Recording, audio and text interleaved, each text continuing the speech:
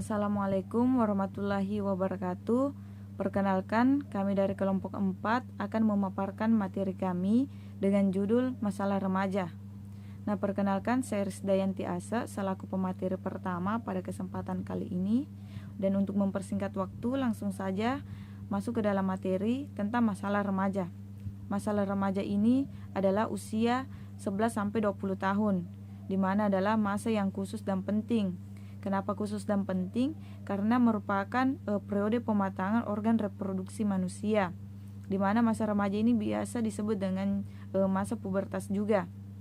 Nah, kemudian masa remaja ini adalah masa transisi yang unik yang ditandai dengan perubahan fisik, emosi dan psikis. Nah, remaja berada dalam situasi yang sangat peka terhadap nilai baru yang datang dari luar, kemudian masuk ke dalam diri mereka. Nah, terutama bagi mereka yang tidak punya daya tangkal, mereka akan cenderung lebih mudah melakukan penyesuaian dengan arus globalisasi dan arus informasi yang bebas, yang dimana dapat menyebabkan terjadinya perubahan perilaku menyimpang karena adaptasi terhadap nilai-nilai yang datang dari luar. Nah, kemudian adapun masalah remaja yang pertama adalah masalah penampilan. Nah, masalah penampilan di sini kebanyakan remaja mulai memperhatikan penampilannya, seperti misalnya masalah berat badan yang juga dapat menyebabkan remaja merasa rendah diri. Ia mungkin menyadari jika tubuhnya terlalu gemuk sehingga mereka akan berusaha untuk diet. Nah, kemudian masalah remaja yang kedua ada masalah akademis. Kenapa ada masalah akademis? Itu karena masalah akademis ini termasuk salah satu masalah remaja yang cukup klasik. Tidak sedikit anak remaja merasa kesulitan untuk mengikuti pelajaran, sering mendapatkan nilai jelek, prestasi mulai menurun, dan tidak betah di sekolah sehingga mereka akan melakukan bolos sekolah. Nah, kemudian yang ketiga ada depresi. Depresi ini menjadi salah satu masalah terbesar yang dihadapi remaja. Mengutip dari analisis dari Pew Research Center melaporkan bahwa tingkat depresi di kalangan remaja mengalami peningkatan dari dekade sebelumnya. Depresi pada remaja utamanya bersumber dari rasa tertekan yang menuntut mereka untuk mendapat nilai yang bagus, masalah dalam keluarga, atau ketidakbahagiaannya dengan kehidupan yang dimiliki. Nah, kemudian yang keempat ada masalah dengan orang terdekat. Nah, di sini karena perasaan remaja itu yang mulai sensitif dan mulai labil. Remaja juga bisa mengalami masalah dengan orang-orang terdekatnya. Misalnya ketika remaja tersebut dinasihati oleh orang tua, ia tidak terima dan malah melawan atau bahkan pergi dari rumah. Nah, kemudian yang kelima ada obesitas. Obesitas di sini Pusat Pengendalian dan Pencegahan Penyakit Amerika Serikat memperkirakan bahwa sekitar 20% remaja yang berusia 12-19 tahun itu mengalami obesitas. Selain lebih rentan terkena bullying, remaja obesitas memiliki resiko yang masalah kesehatannya yang jauh lebih besar seperti diabetes, radang sendi, penyakit jantung, dan kanker. Ya, nah yang keenam, bullying atau perundungan. Nah, bullying atau perundungan ini merupakan permasalahan remaja yang marak terjadi. Tidak sedikit anak remaja yang mendapat ejekan, intimidasi, ancaman sehingga kekerasan dari para pelaku bullying, terutama di sekolah. Nah, kemudian yang ke-7, masalah percintaan atau aktivitas seksual. Nah, di sini masalah remaja lainnya yang umumnya terjadi adalah masalah percintaan.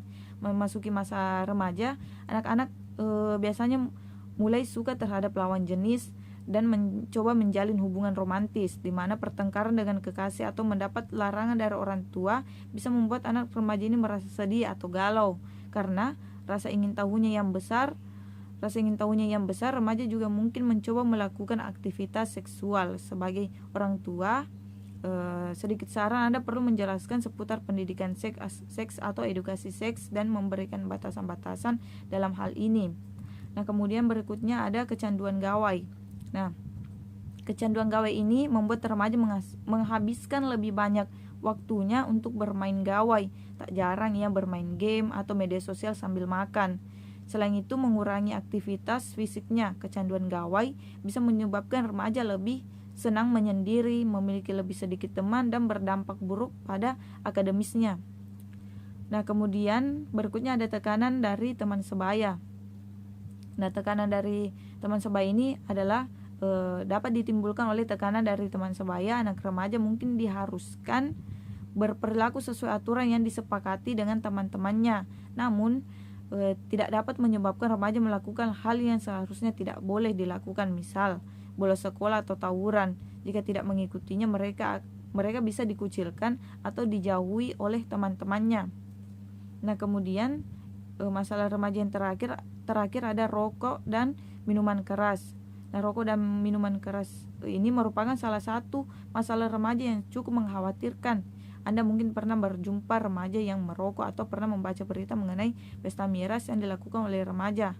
Nah, rokok dan alkohol bisa berdampak serius pada kesehatan remaja. Selain itu, penggunaan obat-obat terlarang di kalangan remaja juga harus diwaspadai orang tua. Hal ini bisa dipicu oleh pergaulan yang salah. Baik, masuk ke dalam contoh kasus yang pertama, ada penggunaan obat terlarang. Nah, di sini masalah utama remaja pada umumnya adalah pencarian jati diri.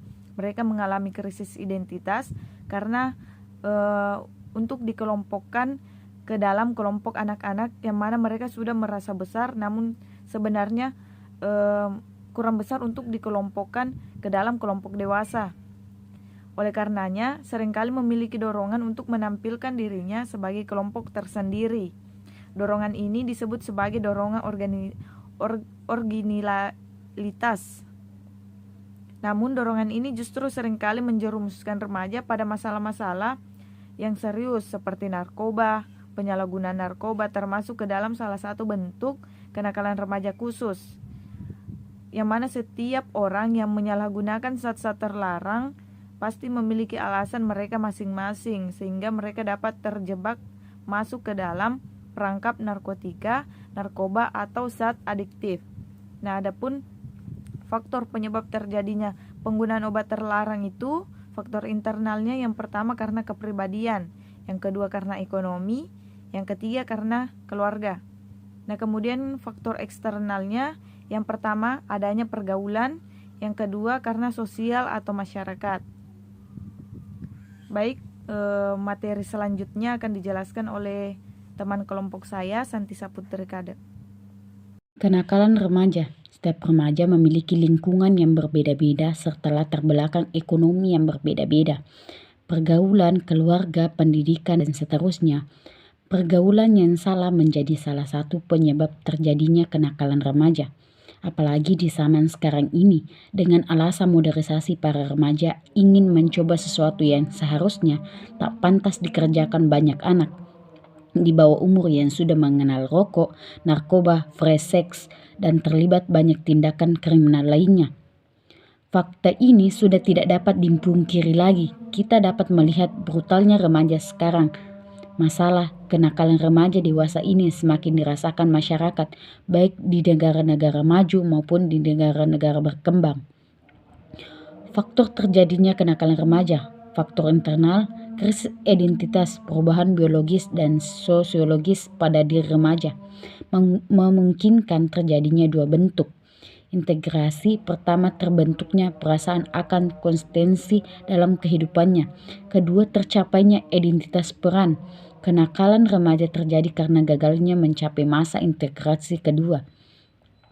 Kontrol diri yang lemah, remaja yang tidak bisa mempelajari dan membedakan tingkah laku yang dapat diterima dengan yang tidak dapat diterima, akan tersesat pada perilaku nakal.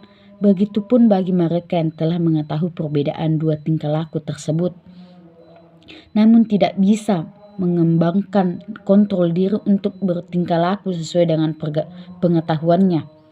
Faktor eksternal, kurangnya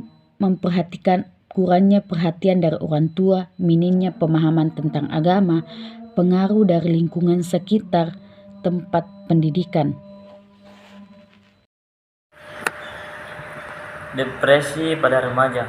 Depresi merupakan keadaan kemurungan, kesedihan, patah semangat yang ditandai dengan perasaan tidak pas, menurunnya kegiatan dan pesimisme menghadapi masa yang akan datang. Pengertian yang kedua adalah pada kasus patologis, di mana depresi merupakan ketidakmauan yang ekstrim untuk mereaksi pada stimulasi, disertai dengan menurunnya nilai diri, delusi, ketidakpastian, tidak mampu, dan putus asa. Remaja yang mengalami depresi akan berakibat pada munculnya masalah, akan terlihat sedih, tidak bahagia, rewel, psikologis seperti kecemasan. Depresi suka mengeluh, mudah tersinggung, dan kesedihan, kesulitan berhubungan dengan mudah marah. Remaja dengan depresi orang lain dan kesepian. Bunuh diri pada remaja. Bunuh diri adalah usaha, tindakan atau pikiran yang bertujuan untuk mengakhiri hidup yang dilakukan dengan sengaja, mulai dari pikiran pasif tentang bunuh diri sampai akhirnya benar-benar melakukan tindakan yang mematikan. Keparahan tingkat bunuh diri bervariasi, mulai dari ide bunuh diri, ancaman bunuh diri, percobaan bunuh diri, dan melakukan bunuh diri.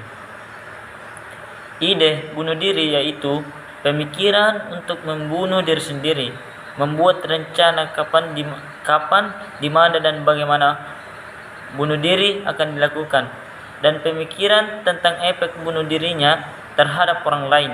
Ancaman bunuh diri merupakan ungkapan yang ditujukan kepada orang lain yang mengindikasikan keinginan untuk melakukan bunuh diri.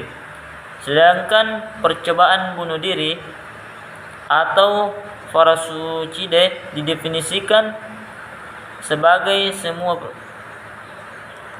semua tindakan melukai diri sendiri dengan hasil yang tidak fatal, dengan tujuan untuk mencari perhatian dan keinginan untuk menjadikan bunuh diri sebagai penyebab kematian.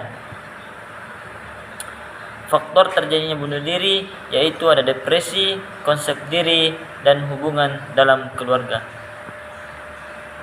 Sekian dari kami, saya kembalikan kepada moderator.